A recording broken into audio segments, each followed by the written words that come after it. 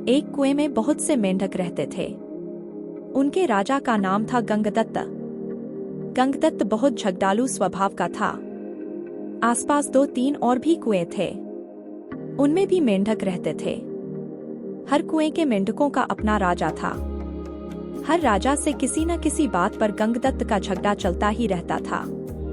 वह अपनी मूर्खता से कोई गलत काम करने लगता और बुद्धिमान मेंढक रोकने की कोशिश करता तो मौका मिलते ही अपने पाले गुंडे मेंढकों से पिटवा देता। कुएं के मेंढकों में भीतर गंगदत्त के प्रति रोष बढ़ता जा रहा था। घर में भी झगड़ों से चैन न था। अपनी हर मुसीबत के लिए दोष देता। एक दिन गंगदत्त का पड़ोसी मेंढक राजा से खूब झगड़ा हुआ। खूब तू मैं हुई। गंगदत्त ने अपने कुएं में आकर बताया कि पड़ोसी राजा ने उसका अपमान किया है। अपमान का बदला लेने के लिए उसने अपने मेंढकों को आदेश दिया कि पड़ोसी कुएं पर हमला करें। सब जानते थे कि झगड़ा गंगदत्त ने ही शुरू किया होगा। कुछ सियाने मेंढकों तथा बुद्धिमानों ने एकजुट होकर एक स्वर में कहा, राजन, पड़ोसी कुएं में हमसे दुगने मेंढक हैं। वे स्वस्थ व हमसे अधिक ताकतवर हैं। हम यह लड़ाई नहीं लड़ेंगे। गंगदत्त सन्न रह गया और बुरी तरह तिलमिला गया। मन ही मन में उसने ठान ली कि इन गद्दारों को भी सबक सिखाना होगा। गंगदत्त ने अपने बेटों को बुलाकर भड़काया, बेटा, पड़ोसी राजा ने तुम्हारे पिताश्री का घोर अपमान किया है। जाओ, पड़ोसी राजा के बेटों की ऐसी पिटाई करो कि वे पानी मांगने लग जाएं। गंगदत्त के बेटे एक दूसरे का मुंह देखने लगे। आखिर बड़े बेटे ने कहा, पिताश्री, आपने कभी हमें डराने की इजाजत नहीं दी। डराने से ही मेंढकों में बल आता है, हौसला आता है और जोश आता है। आप ही बताइए कि बिना हौसले और जोश के हम किसी की क्या पिटाई कर पाएंगे। अब गंगदत्त सबसे चिढ़ गया। एक दिन वह कुड़ता और बड़बड़ाता कुएं से बाहर निकल इधर उधर घूमने लगा। उसे एक भयंकर नाग पास ही बने अपने बिल में घुसता नजर आया। उसकी आंखें चमकी। जब अपने दुश्मन बन गए हो तो दुश्मन को अपना बनाना चाहिए। यह सोच वह बिल के पास जाकर बोला, नागदेव, मेरा प्रणाम। नागदेव फुफकारा, अरे मेंढक, मैं तुम्हारा बैरी हूँ। तुम्हें खा जाता हूँ और तू मेरे बिल के आगे आकर मुझे आवाज दे रहा है। गंगदत्त डराया, हे नाग, कभी कभी शत्रुओं से ज्यादा अपने दुख देने लगते हैं। मेरा अपनी जाति वालों और सगों ने इतना घोर अपमान किया है कि उन्हें सबक सिखाने के लिए मुझे तुम जैसे शत्रु के पास सहायता मांगने आना पड़ा है। तुम मेरी दोस्ती स्वीकार करो और मजे करो। नाग ने बिल से अपना सिर बाहर निकाला और बोला, मजे? कैसे मजे? गंगदत्त ने कहा, मैं तुम्हें इतने मेंढक खिलाऊंगा कि तुम मुटाते मुटाते अजगर बन जाओगे।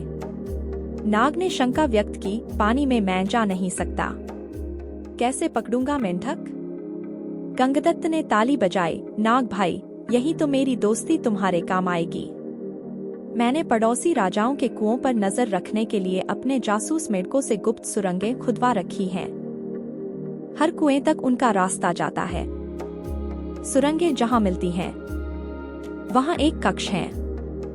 तुम वहां रहना और जिस जिस मेंढक को खाने के लिए कहूं, उन्हें खाते जाना। नाग गंगदत्त से दोस्ती के लिए तैयार हो गया, क्योंकि उसमें उसका लाभ ही लाभ था।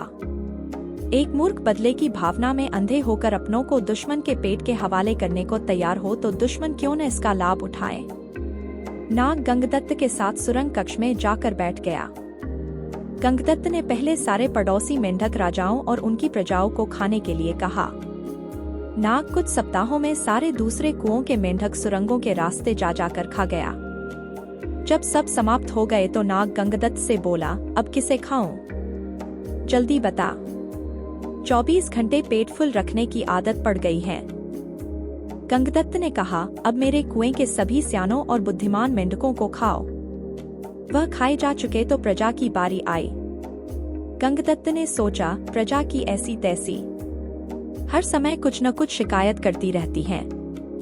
उनको खाने के बाद नाग ने खाना मांगा तो गंगदत्त बोला, नाग मित्र, अब केवल मेरा कुनबा और मेरे मित्र बचे हैं। खेल खत्म और मेंढक हजम। नाग ने फन फैलाया और फुफकारने लगा, मेंढक, मैं अब कहीं नहीं जाने का।